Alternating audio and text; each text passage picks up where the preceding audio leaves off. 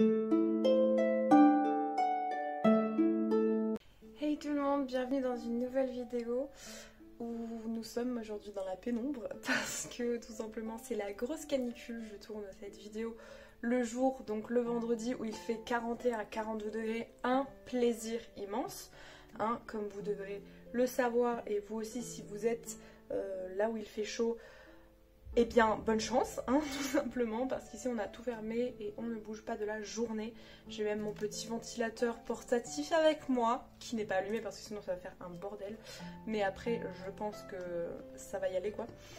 On est limite, je suis à la limite de me mettre en maillot de bain chez moi, enfin c'est un délire. Mais on n'est pas là pour parler de ça, évidemment. Aujourd'hui on va parler de, je ne sais pas, une ou plusieurs choses. Notamment je vais vous faire une vidéo sur mes croyances personnelles à moi. Puisqu'elles ont évolué, elles ont un peu changé, elles ont, on va dire, il y a eu des petits changements ces dernières semaines et je me suis notamment posé beaucoup de questions. C'est pour ça qu'il n'y a pas eu de vidéo, je ne savais pas du tout quoi faire comme vidéo et j'étais un peu perdue sur moi-même, comment ça allait évoluer dans ma pratique, etc. Donc premièrement, je vous avais dit dans une des vidéos qui est sortie, la dernière vidéo sur l'ésotérisme, qui est sortie, que j'étais une païenne hellénique, je crois, une sorcière païenne hellénique. Et bien, pour tout vous dire, comme ça, je vais plutôt être une sorcière hellénique juste, et pas païenne. Bon alors après, ça dépend des points de vue des personnes, de comment vous voyez la chose ou pas. Mais personnellement, c'est comme ça que je vois la chose. J'ai décidé donc, après avoir lu ce livre-ci, qui est un livre incroyable, donc le manuel d'hellénisme, je n'arrive pas à parler super, le manuel d'hellénisme de Antino Serranil. Voilà, je vous le recommande, il est génial. Et pour le prix, il y a tellement de choses dedans à l'intérieur, il est trop bien. Avec ce livre-ci, avec aussi notamment le Reddit de hellénistique ou hellénisme, je crois, je ne sais plus le nom. Oupsie. Hellénisme, je crois qu'il s'appelle. C'est en anglais, je sais pas s'il y en a en français, il faudrait que je cherche. Mais donc, grâce à ça, j'ai pu un peu étoffer et comprendre ce que je voulais. Notamment, en fait, ce qui me gêne la plupart du temps, c'est que dans les livres de débutants, quand on veut débuter tout ce qui est dans spiritualité, sorcellerie, magie, etc., vous allez avoir beaucoup, mais presque dans chaque, je dirais dans chaque en fait, vous allez avoir une corrélation, une connotation au fait de la Wicca. Donc la Wicca qui sont les sabbats, donc les sabbats, les fêtes païennes quoi. Et ça va être un peu, je trouve, mettre dans une case notamment le fait que si tu veux être dans le spirituel ou un sorcier ou une sorcière, tu es obligé d'avoir les fêtes week-end obligatoires, enfin les fêtes païennes avec les sabbats, etc. Et fêter les esbats et les abbats. Et moi je suis pas d'accord avec ça parce que ça dépend en fait de vos croyances. Vous pouvez avoir un tout, ou alors mélanger évidemment les choses et prendre ce que vous souhaitez. Je répéterai jamais assez, et là je l'ai souvent dit à des personnes de mon entourage, donc des amis à moi qui en ce moment sont en plein, comment dire, en voyant un petit peu partout, en voyant plein de choses à droite à gauche ou sur les réseaux ou dans leur entourage, elles se disent qu'elles se sentent pas vraiment légitimes d'avoir une pratique comme ça puisque ça respecte pas à la règle des trucs ou des... Voilà, j'ai envie de dire, il n'y a pas de règles en fait à respecter. Évidemment, il y a toujours des choses qui sont éthiques et non éthiques, mais votre pratique de base, c'est vous qui la faites. Vous voyez, genre, moi je dis tout le temps, si j'aime bien en fait la devise de la Wicca qui est: si tu ne blesses personne, fais ce qu'il te plaît. Et moi je trouve que c'est tellement vrai cette chose, on se le répète jamais assez, mais il faut en fait faire ce qui vous va à vous, ce qui vous convient. Si vous n'avez pas envie de suivre à la lettre ce qui est marqué dans tel livre ou ce que telle personne vous a dit ou machin, c'est parce que vous n'avez pas les mêmes croyances que cette personne ou que vous n'êtes pas dans le même dynamique que cette personne, donc ça vous conviendra pas. C'est pour ça qu'il faut toujours se renseigner sur plein de domaines différents et piocher ceux qui résonnent avec vous. Évidemment, tout ne résonnera pas avec vous, et peut-être que du coup, avec un peu cette chose de normalité et de conformité, vous allez penser que vous n'êtes pas légitime à faire ce truc ou ce rituel ou ce truc de pleine lune. Vous allez vous dire mais c'est pas possible, pourquoi tout le monde le fait bien et moi genre j'ai l'impression que c'est pas bien fait, etc. Non, puisque tout ce qui est fait par vous, c'est l'original en fait. Il n'y a pas à avoir d'imposture ou d'illégitimité puisque c'est votre pratique à vous, donc c'est vous qui la faites. Donc si vous êtes l'original, il ne peut pas y avoir de tromperie en soi. Donc ça sert à rien de se braquer et de se mettre la pression pour des choses comme ça. Il faut juste en fait se renseigner et prendre vraiment ce qui résonne en vous. C'est pour ça que j'avais, quand j'ai commencé, énormément de livres et de piochage d'informations. Je regardais beaucoup de vidéos sur YouTube. Je croisais énormément les sources parce que des fois, il y a des personnes que j'écoutais et je me disais ok, c'est cool d'avoir un point de vue d'une différente personne, mais moi ça ne me convient pas du tout, c'est pas du tout dans ça que j'ai envie d'aller. Donc du coup, vous créez la chose comme vous l'entendez, comme vous le souhaitez, pour que ça vous corresponde à vous. Et ça, c'est super important. Donc, j'espère que vous avez bien compris, du coup. En ce qui me concerne, je suis du coup partie plus dans l'hellénisme. Parce que les sabbats, je n'avais jamais...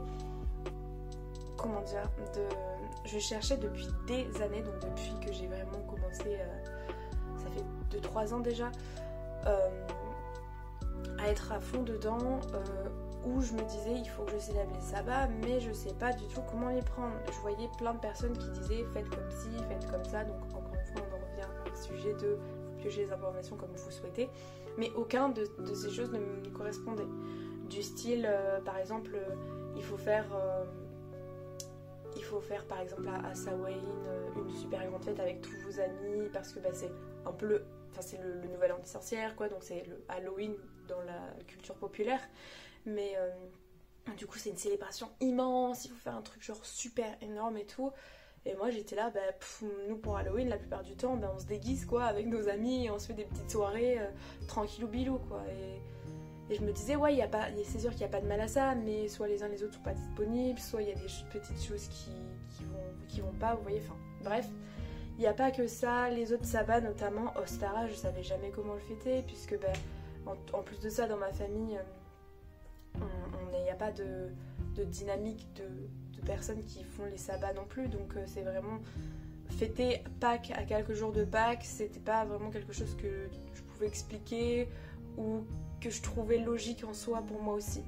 Le seul truc que j'ai toujours voulu faire, c'était à Beltane, danser autour du mât avec les rubans. Ça, je trouve ça super beau et super symbolique à faire. Mais mis à part ça, les autres sabbats, je chantais pas vraiment, comment dire, un lien en fait avec, et c'était plus quelque chose de, on va dire, pas de contraint, mais parce qu'il fallait suivre le mouvement et parce que c'était un peu comme ça qu'il fallait faire, parce que c'est dans tous les manuels de débutants et que si t'es une sorcière tu dois faire comme ça, ce qui n'est pas du tout vrai du coup. Pas du tout. Et après m'être renseignée évidemment sur énormément de coutumes, donc du coup des coutumes païennes, des coutumes qui sont un petit peu plus éloignées, donc dans des pays comme les coutumes égyptiennes, les coutumes nordiques, donc les coutumes grecques, plein de coutumes différentes. J'ai appris énormément de choses, et c'est à ce moment-là que je me suis dit mais j'ai envie de partir dans cette branche-là, donc celle qui m'a appelée, c'est l'hellénisme, donc c'est un peu tout ce qui est en rapport avec le panthéon grec, donc les divinités grecques. Je parle pas gréco-romaine, mais divinité grecque du coup. Tout ce qui est mythologie grecque, les mythes, les personnages, les héros qui ont forgé un peu tout ce qui est devenu en fait la mythologie à l'heure actuelle, et la religion du coup de l'hellénisme, qui du coup fait partie de ma vie quotidienne maintenant. Mais j'ai pas non plus envie de tout laisser tomber, la sorcellerie, et de totalement abandonner tout ce que je fais maintenant au quotidien, etc. Donc ça va pas être dans une pratique à 100%, voire même, je pense que c'est du 50-50 reconstitutionniste, 50% moi-même. Voilà. Donc, et je trouve que ça me correspond mieux, donc dans ces cas-là, c'est totalement bien et cool, c'est normal.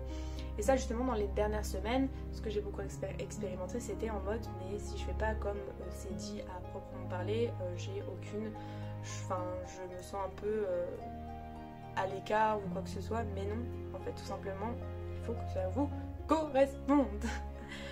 Donc c'est pour ça que excusez-moi, donc c'est pour ça que j'ai tout mis à niveau dans mon livre des ombres que je suis encore en train de compléter, parce qu'il y a énormément d'informations que j'ai appris. Je me suis abonnée à beaucoup du coup sur Reddit, il y a des personnes aussi, des comptes que je suis, il y a notamment le Discord qui est le français, le Discord qui est à la fin du livre ici, qui est très intéressant. J'ai aussi des sites internet qui sont super intéressants, mais ça je vous garderai un petit peu aussi ça pour une vidéo sur les divinités et la différence entre honorer et travailler avec des divinités. La différence qui en anglais c'est le worship et work. Voilà, donc faut pas confondre ça, c'est super intéressant. Enfin, c'est super important surtout, c'est intéressant mais important aussi de pas confondre ça, et je sais qu'il y a beaucoup de personnes qui le confondent, moi y compris au début, et il faut pas confondre quoi, c'est mieux. Voilà, donc ça sera l'objet d'une prochaine vidéo. Là vraiment c'est sur les croyances, et aussi de vous dire que vous pouvez avoir n'importe quelle croyance tant que ça vous correspond. C'est pour ça aussi que j'ai souhaité donc changer un petit peu mon hôtel qui est derrière. Il a beaucoup changé, il y a énormément de photos ici, donc c'est à peu près le panthéon et les divinités avec lesquelles je me sens proche aussi que j'ai mis en photo, parce que j'ai pas toutes les statues, j'ai juste une statue d'Apollon là derrière, mais voilà, il n'y a pas non plus de trucs immenses ou quoi que ce soit. C'est des petites choses qui font que ma pratique me correspond. Maintenant j'ai mon pendule toujours accroché tout simplement en collier, donc autour de mon cou. Ouah, c'était long à sortir ça, mais autour de mon cou, parce que je trouve que c'est important, et de me reconnecter au pendule, etc., que j'avais un peu mis de côté. Mais c'est pareil, toujours les tirages de tarot, etc., puisque dans la Grèce antique, nous n'avions pas le droit, enfin nous n'avions pas le droit, les Grecs n'avaient pas le droit de pratiquer la magie. Donc les Hellènes, je ne sais pas si on peut les appeler comme ça, enfin ceux qui étaient dans la religion de l'hellénismos n'avaient pas le droit de pratiquer la magie. C'était interdit en fait, parce que tout simplement ça n'avait pas lieu d'être. Donc moi j'étais en mode ok, mais non, ça ne me correspond pas du tout. Donc c'est pour ça que j'ai adapté cette pratique. Et vous pouvez le faire avec tout. C'est pas parce que par exemple vous allez voir quelque chose, donc là je vous prends un exemple totalement aléatoire, disons aléatoire. Voilà, il y a eu la pleine lune il n'y a pas longtemps, donc prenons l'exemple de la pleine lune. Vous allez voir quelqu'un qui va faire un rituel de la pleine lune en mettant des petits cailloux, donc pour les 4 éléments, donc au nord, au sud, à l'est et à l'ouest, et cette personne là va aller faire de l'eau de lune, va par exemple aller mettre ses cristaux à la lumière de la lune pour les recharger, va faire plein de trucs, elle va écrire ou donner ses intentions sur un bout de papier, etc. Elle fait plein de choses, et vous, si jamais vous êtes débutant ou même que vous vous intéressez nouvellement au cycle de la lune, vous allez vous dire oh, faut que je fasse pareil, parce que ça a l'air d'être tout un rituel qui a été pensé, qui a été vraiment bien travaillé, donc il faut que je fasse pareil parce que sinon ça va pas marcher. Pas du tout, pas du tout. Si vous n'êtes pas du tout dans la lithothérapie, ça sert à rien d'acheter des pierres, ça sert à rien de les mettre à la lune pour recharger si vous ne les utilisez pas. Donc vraiment c'est pareil, si jamais vous ne voyez pas l'utilité de l'eau de lune, par exemple, moi je ne l'utilise pas du tout, donc je n'en vois pas, c'est pas j'en vois pas l'utilité, c'est que pour moi je ne l'utilise pas, donc je n'en ai pas l'utilité du tout, donc je ne vais pas en faire, parce que tout simplement je ne vais pas en faire, pour en avoir de réserve alors que je ne l'utilise jamais.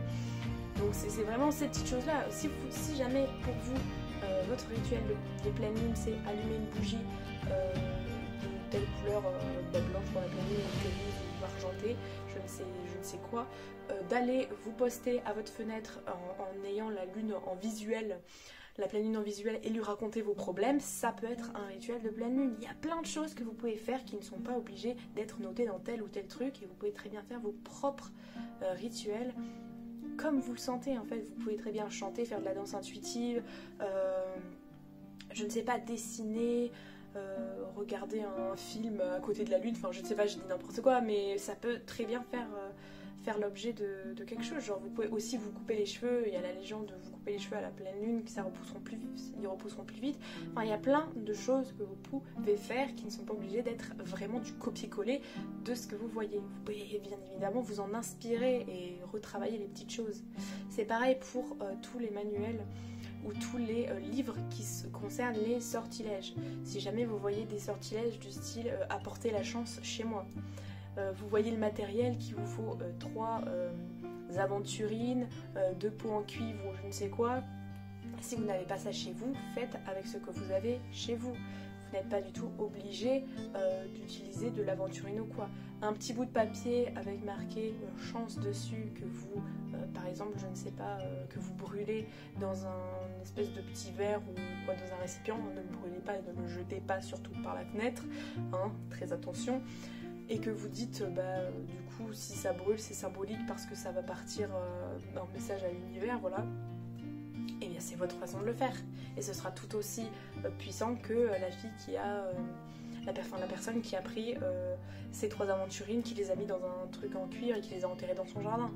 Enfin, voilà, il y a totalement, mais tellement de choses qui peuvent diverger. Donc faites comme vous le souhaitez et surtout ne cherchez pas la validation à tout prix d'autrui parce que votre pratique doit vous ressembler. Ce que vous ressentez, il faut que vous fassiez confiance à vos ressentis et à vos intuitions. Vous pouvez demander des conseils à des personnes, mais il faut bien vous entourer parce que malheureusement il y a des personnes qui vont vous conseiller ou quoi que ce soit selon leurs propres croyances et elles ne vont pas du tout vous écouter sur ce que vous avez à dire. Elles vont vous dire ça c'est comme ça, si ça change pas c'est que c'est pas vrai, machin ou je sais pas quoi. C'est juste des personnes qui veulent tout simplement s'accaparer la chose et qui sont têtues et qui ont oublié, je pense aussi qu'elles ont été débutantes un jour.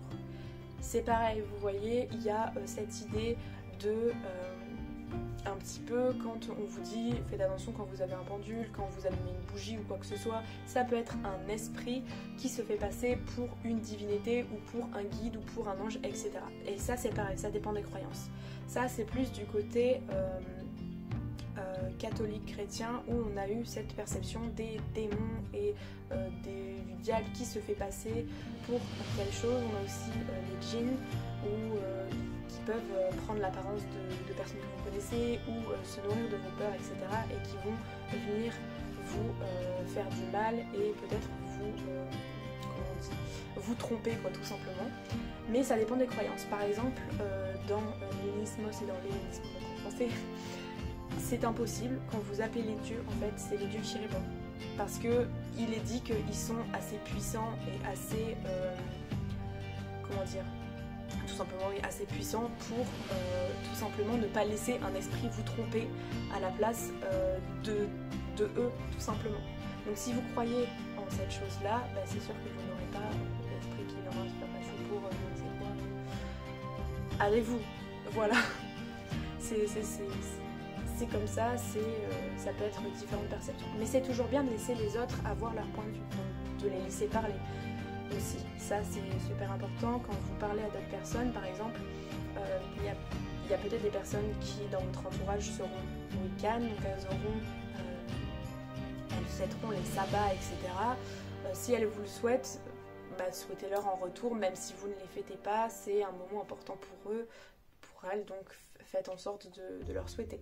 Mais c'est pareil pour vous, quand vous faites vos petits rituels, vous pouvez échanger entre vous en disant écoute, moi hier c'était le souper des 4, donc j'ai fait ça, et elle va dire oh c'était trop bien, moi hier écoute c'était Lita, donc j'ai fait ça et tout ça, et peut-être que ça va vous donner envie d'en apprendre plus sur d'autres choses, que vous allez creuser, pas forcément pour à la fin devenir ou pratiquer ce que vous allez chercher, mais juste pour vous instruire et pour vous dire ok, il y a cette chose qui existe, il y a ce courant de pensée, il y a cette religion, il y a tout plein de choses qui existent, et vous vous renseignez. Comme ça au moins vous ne serez pas délaissé si quelqu'un vous dit oh moi je suis wiccan, tu dis alors tu fêtes les sabbats, et vous aurez une conversation. Et c'est toujours très intéressant puisque vous allez rencontrer plein de personnes qui vous diront jamais qu'ils fêtent les choses de la même manière. À part s'ils sont dans un couvent et que du coup c'est tout le monde qui fait la même chose, mais voilà. Donc je trouvais ça intéressant et très important de faire une vidéo qui parle un peu de ça parce que il y a beaucoup de personnes qui pensent, notamment quand elles commencent, qu'elles doivent à la lettre suivre toutes les choses qu'on leur dit, sinon elles feront des choses mal. Il faut pas avoir la peur de aussi tester les choses. C'est sûr et certain qu'on peut pas non plus tout faire à la perfection. Allez, je commence mon petit truc une fois et c'est bon, je suis un grand maître des arts martiaux, je ne sais pas quoi. On commence toujours par marcher avant de savoir courir, on commence toujours par bégayer avant de savoir lire correctement, voilà. Enfin voilà, on commence toujours quelque part, que ce soit partout dans la vie, un boulot, à l'école, je ne sais pas moi, pour une passion, on commence toujours quelque part et c'est pareil pour la spiritualité et la sorcellerie, il ne faut pas l'oublier. Donc je compte sur vous qui faites partie de même communauté, de prendre sous vos ailes les personnes qui débutent et de les écouter, de répondre à leurs questions de manière objective et de ne pas les mépriser comme j'ai pu avoir personnellement dans mon expérience et mes amis aussi dans leur expérience. C'était fort désagréable, sachant qu'en plus c'était pas les mêmes croyances que nous, donc on nous disait clairement que ce n'était pas possible. Bref, voilà. En tout cas, j'espère que cette vidéo vous aura plu. Je vais tourner directement et à la suite de celle-ci la vidéo qui concernera les divinités. Comme ça, au moins, je ferai aussi un grand disclaimer et un grand, comment dire, de mon point de vue. Hein, parce que ça aussi, c'est très controversé. Il y a plein de personnes qui parlent à droite à gauche de ça. Et au final, j'aimerais amener mon grain de sel quand même. Donc en tous les cas, moi je vous dis à la prochaine pour une prochaine aventure. Et n'oubliez pas, il faut sourire dans la vie et être content et faire les choses comme on le souhaite. Voilà, bisous!